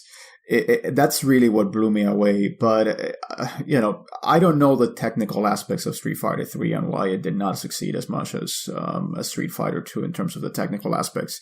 What I can tell you is that it didn't have the characters that I expected. And it's kind of ironic because you want Street Fighter 3, you want the sequel, you want new things. And it's ironic that you're pissed off because you don't have all the same characters that you had in Street Fighter 2. And that's kind of like what stuck out to me when I first played it. It was like, where are the guys that I know? So I don't know if that was Chun-Li. Exactly. Where are her thighs? So I don't know if that was your experience, but that was certainly mine. For me, it was like, okay, so maybe I had gotten burned out after playing Street Fighter 2 and Super, but I was dying for Street Fighter 3. But what happened to me was that I was still like at that time, I was still a one console man, and that happened to be Nintendo. And oh, you poor soul. Yeah, exactly. Like on N64, I mean, there's Smash, but like, I mean, that's basically like the only decent fighter on the N64. Oh, clearly you've never played Flying Dragon. No. Oh my god, The man. We could have a fucking conversation about those Culture best. Brain games, but Hell anyway. yeah. But yeah, I mean, still to this day, as much as I love, like, I mean, I've said this many times, but Street Fighter 2 is my all-time favorite fighting game. But I still have not played Street Fighter 3. Like, never. And, well, I don't know. You really know, should. Like, yeah, I mean... Yeah, you really should. It's a good game. I think it's a good game. Again, I can't speak to the technical aspects, but I could stare at that game for hours. Honestly, I could see people play it for hours because it's just a very beautiful looking game. Yeah. Well, the skill ceiling on it is also very, very high. Like I would say maybe the most high skill ceiling of any fighting game ever. That seems to be the consensus, and I haven't seen any reason to think otherwise. Like the fact of the matter is the parry system really kind of separates the men from the boys, so to speak. And I think that, ironically, the parry system actually might have contributed to its lack of popularity, because it's like... It wasn't as accessible. It's hard to parry. It's just fucking hard to parry. Like, when you play the game, it takes a little while to get the timing down, and the punishment for failure on the parry is that you just get ruined, right? Yeah. Like, if you press forward and you don't parry that jump kick, you are going to get comboed the fuck out. And it's really hard to kind of reconcile that, like that bad feeling of, oh man, I messed up, and how, right? Well, it seems to me also like it makes for a more defensive game. So it's almost like seeing kind of like a pitcher's duel in baseball, where, you know, if you're seeing really good players, there are going to be parries galore. And it's going to be a much more defensive, game plan in terms of the actual fighting. But yeah, I think if we talk about parrying and Street Fighter 3, there's that one moment, that one legendary moment, which this happened in 2004 at EVO. Yep. But if it had happened 10 years later, holy crap. That even if it happened in 2004, I mean, that went viral and it became huge. But like nowadays, it would have been absolutely insane. But I'm sure that most fighting game, every fighting game fan ever has seen the video. And Sure. Most, even like if you aren't into fighting games, because that's like one of those like really legendary like moments in competitive gaming history. But like Justin Wong versus Daiko, Street Fighter 3 at EVO 2004. That parry, that was like, I have never played the game, but still, and I mean, I saw it. I don't remember when I saw it on YouTube, but when I saw it, I was like, oh my god, that's just as good as, like, you know, the best like sports highlights that I've ever seen. That was like absolutely insane. It was a perfect moment, right? Because you have a big crowd, you have big stakes, and you have this thing that is extremely difficult to pull off, right? Like that parry, they actually included it in training modes for in future SF3 home releases. And like, dude, it was like impossible, even for me. Like, I mean, I consider myself a scrub, but I guess compared to the average person, I'm pretty good at fighting games. And friggin' so difficult, impossible. I never actually did it, like the Daigo parry. It's also included, I think, in Street Fighter 4 and 5. I've tried it, but like, no way in hell. Like, I just can't pull it off. Like, no matter how many times I try, but and it's not like, it's different if you know what's coming, and you are just doing like a training mode, you know, at home on your own.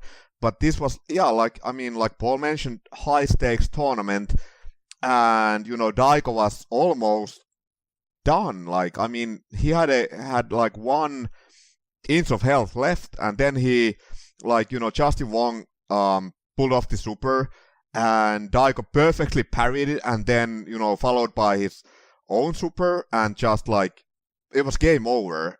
That was like that kind of moments are what, like really, really, like elevate the whole, like let's say when it comes to like competitive sports or whether it's sports or video games, like that kind of moments, like really, I mean, it's a testament to the greatness of the game. Well, it's very. The other thing that's interesting about it too is that and this is like, an entirely different debate, perhaps for another time. But when you have a game like Street Fighter 3 with that high a skill ceiling, that's the kind of moment that can happen, and that's the kind of moment that will never happen with Street Fighter 4 or 5, because in an effort to make those games more accessible and bring in newer players, I don't want to say they dumbed them down, right? That's kind of insulting. There's still a high skill game that rewards a lot of practice, but you'll never have something like the Daigo parry again, just because Street Fighter 4 and Street Fighter 5 are made to be more accessible, and frankly, rightfully so. Mm-hmm. But, you'll just never see it again. Well, and the Daigo parry, I think, really is what really established esports. I think that was the moment that esports was, here to stay. And I find it amazing that Shaquille O'Neal owns an esports team now, and Justin Wong is actually signed to Rick Fox's team. It's really, they become like professional athletes in some way. Yeah. And I think it dates back to the Daigo parry. That's really what established esports. That was the moment that esports declared itself and announced itself. And I think Street Fighter really is, that and StarCraft are probably the biggest contributors to the esports scene. Yeah, there's no doubt about that. Like the Daigo parry, and then the release of Street Fighter 4 and online play. And I mean, obviously it's not as big as Street Fighter 2, but man, Street Fighter 4, they really nailed that one too. Hats off to Capcom for, like, that was really a very, very difficult ask for Capcom to create a game like Street Fighter 4 and have it lived up to expectation. But yeah, I would say, like, when it comes to online gaming, like back in the days, like I thought, like when it comes to like my circle of friends, I was always the best Street Fighter player, but like I didn't have the arcade experience. Like I couldn't go to the arcades and play against other people, and I was always like, yeah, I'm probably like the the best Street Fighter player in my area. But nowadays, like, you actually get to test your own skills thanks to the online. Like the online play, like you don't actually like have to go anywhere to like really test yourself. Yeah, and it's nice. Also nice because I remember playing Street Fighter 2, man, and like I remember being physically threatened because like I'm not even kidding, dude. I was playing against this one guy, and I think I was Chun-Li and he was something unimportant, and he's like, if you beat me, I'm gonna punch you. And he was like, God. Kind of menacing. And I wasn't a big kid, right? But just, I guess, through a combination of muscle memory and not really fully understanding my peril, I did beat him. And he like wound up, and he did that thing where he pretended to punch and I flinched, and then he walked away. Like, so hey, hats off to online play. No bodily harm. That's a good benefit. But yeah, before we close out, I think that's a good place to wrap it up, guys. What do you think? I did want to say on his rapid fire thing. I did want to say quick fire favorite character. Paul, go. You thought Guile. too long. You Guile. There you go. Masa. Ryu. Ozzy. Zangief. Yep. Interesting. Are you kidding me? Arnie, rapid fire. Who's your favorite? Vega for sure. Oh, that's right. We talked about this. Yes. Yeah. It was Vega or Balrog, one of the two. Man, I have so many more stories. Like, as soon as you brought up Vega, I'm like, oh man, let me tell you about this time. But no, I think we're gonna wrap it up. So, hey everyone, thanks very much, and to our listeners, thanks for listening. Leave us a comment on iTunes, and please make sure to subscribe as well. Yeah. Subscribing, leaving a comment, those are all things that really help us out. So if you like this, please do that. And so we'll just see where we can find each other. Arnie, where can we find you? You can find me mostly on Instagram. Instagram handle is welcome to the game. So it's the word welcome, the number 2, and the game. Just hit me up. Let's chat. Masa? Okay, so you can find me on Instagram, and my handle is Masa Charvinen09. Ozzy? You can also find me on Instagram. My handle is Shadow of the Collector with periods in between those words.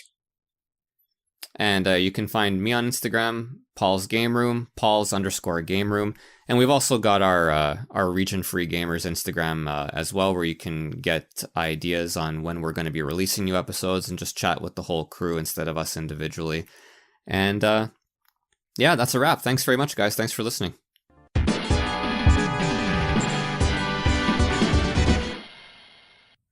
Hello, everyone. Welcome to the Region Free fuck. Off to a great start.